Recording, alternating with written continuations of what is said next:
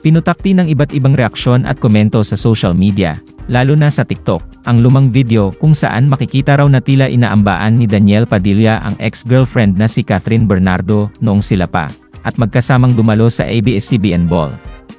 Makikitang dumalo sa isa sa ABS-CBN Ball ang Katniel, at tila nahagip ng kamera ang tila bahagyang pagtaas daw ng kamao ni Danielle habang kausap si Catherine, na nooy napangiti na lamang. Kapansin-pansin daw kasi na seryoso ang mukha ni Danielle, at tila gigil ang bibig nito, bagay na lalong nagpalutang sa espekulasyong may pinag-uusapang hindi pinagkakasunduan ang dalawa. Napansin din ang paghawak na lang ni Catherine sa batok at bahagyang paghawi sa kanyang buhok, habang tila may makahulugang titig kay Danielle. Dahil dito, binabansagan ngayon si DJ na walking red flag, at tila vindicated si Catherine na mas okay na naghiwalay na raw sila, at mag-solo na lang. Narito ang ilan sa mga reaksyon at komento ng netizens batay sa iba't ibang comment section ng posts tungkol dito. So happy for Kath na nakalabas na siya sa toxic na relationship. Ako biglang kinabahan kay Kath. Abusado pala tong kumagnato, bilib ako kay Kath, hirap dalhin ng ganyang partner.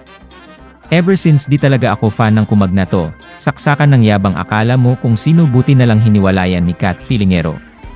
Grabe, paano natagalan to ni Kath.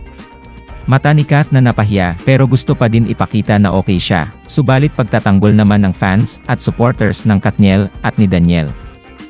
Hindi naman ito tototohanin ng aktor, at ito ay paraan lang daw ng lambing at biro kay Catherine. Hindi rin daw dapat husgahan ang mga naging kilos ni Danielle, dahil hindi naman daw narinig ang pinag-usapan ng dalawa. Isa pa, hindi naman daw lumapat ang mga kamay ng aktor kay Kath, kaya masasabing walang sakitang naganap. Depensa pa ng mga netizen, ito ay isang malinaw na paggawa lamang ng negatibong issue kay Danielle na simula pa lamang ng breakup ay pinalalabas ng dehado.